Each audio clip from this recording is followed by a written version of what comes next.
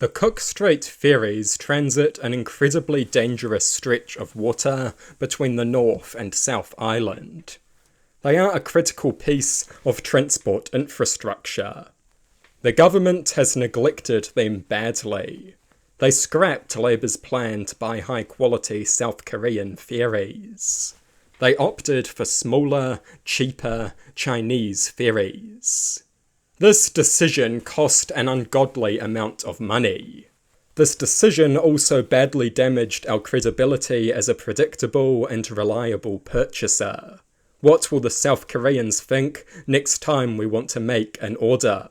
Which may be quite soon, considering they are one of only 3 countries that has a decent shipbuilding industry. But I suppose something had to fund the tax cuts for landlords. However, the ferry debacle is just the beginning. The old, decrepit ferries are notorious for breaking down. On multiple occasions, they have lost power. This could be catastrophic. The Cook Strait is very rough and is surrounded by hazardous underwater rock formations. For this reason, an ocean-going tug had been stationed in Wellington in case of an emergency. And the government has just cut the contract for that tug. This is indefensible. When they said they would cut wasteful spending, this is not what people imagined.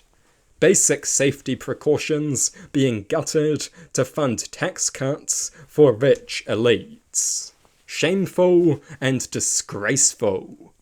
If something was to go seriously wrong, it could be disastrous. Blood could very easily be on the government's hands. But they are very happy to endanger the New Zealand people so rich elites can be even richer.